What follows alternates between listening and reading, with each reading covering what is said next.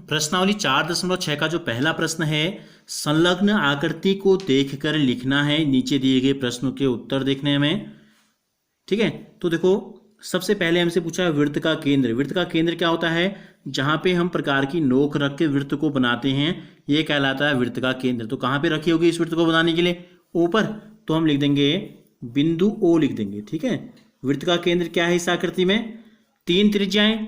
त्रिज्याएं क्या होती हैं? वृत्त के केंद्र को परिधि से मिलाने वाली जो रेखाखंड होता है वो कहलाते हैं त्रिज्याएं। तो केंद्र से कितनी जगह मिला रखा है? देखो, एक सी पे मिला रखा है, एक ओ से बी पे मिला रखा है और एक ओ से ए पर मिला रखा है। तो परिधि में ऐसे 3 बिंदु हैं जो कहाँ से टच हो रहे हैं, जिनको ओ से स्टार्ट किया गया, हम ऐसे कह सकते हैं। तो एक ओ ए, एक ओ बी और एक ए सी। ओ ए, ओ बी और ओ सी रेखाखंड है, तो इसलिए ऊपर रेखाखंड का चिन्ह आपने बना दिया। एक व्यास। व्यास क्या होता है? देखो, वृत्त की सबसे बड़ी जीवा को व्यास कहते हैं, और ऐसी जीवा जो वृत्त के केंद्र से गुजरती है। अभी हमने आपको बताया क्या है, ये वृत्त का केंद्र है ओ, तो यानी कि ओ से जो गुजर रही है वो रेखा पूरी, ये जो है आपकी, ये कहलाती है वृत्त की जीवा। तो कहाँ से कहाँ तक है? व्यास कहलाता है ए से सी तक। तो वृत्त का व्यास हो गया ए सी, ये भी रेखाखंड है। एक जीवा। देखो, जीवा तो एसी भी है, लेकिन इसके अलावा कोई जीवा इस चित्र में बनी है। जीवा क्या कहते हैं? ऐसा रेखाखंड जो वृत्त के परिधि को 2 बिंदुओं पे टच करता है, ऐसे भी हम कह सकते हैं। तो देखो, ये एक ई और एक डी ऐसे काट रखा है, तो ईडी हो गई जीवा। ये भी एक रेखाखंड है। अभ्यंतर में 2 बिंदु। अभ्यंतर का मतलब क्या होता है? वृत्त के अंदर। तो अंदर कोई भी 2 बिंदु, देखो एक पी है और एक ओ है, तो बिंदु ओ व पी हो गई। बहिर्भाग में एक बिंदु, ऐसा बिंदु जो क्या है? वृत्त के बाहर स्थित हो।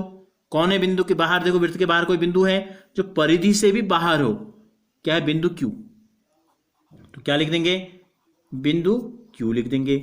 एक त्रिज्यखंड। देखो, त्रिज्यखंड क्या होता है? जो 2 ओर से त्रिज्याओं से कटा हुआ। अभी हमने बताई थी त्रिज्याएं कितनी है?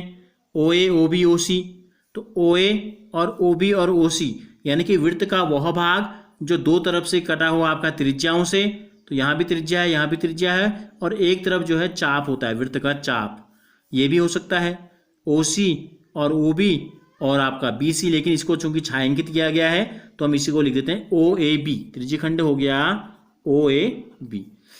वृत्तखंड क्या होता है? एक तरफ जीवा होती है और एक तरफ चाप होता है, तो ये है ई डी। अगर यहाँ पर अगर हम कोई नाम और ले लें, 2 बिंदु में अगर हमको आपको लिखना अच्छा नहीं लग रहा है तो हम ले लेते हैं, कहाँ तक पहुंचे थे हम? A B C D E तक पहुंचे हैं, इसको एफ ले लेते हैं।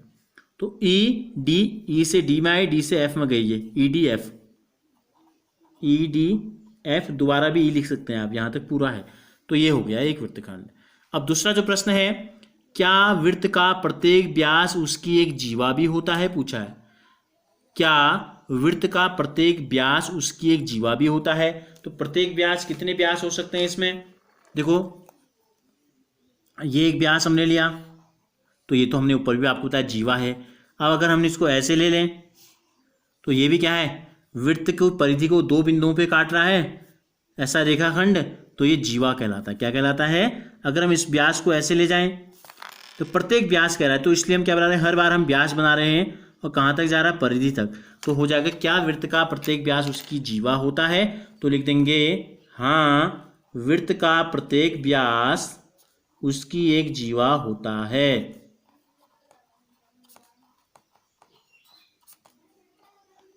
उसकी एक जीवा होता है। फिर आपसे पूछा है दूसरे के बी में आपसे पूछा है, क्या वृत्त का प्रत्येक जीवा उसका एक व्यास होता है? तो वो जीवा क्या होती हैं?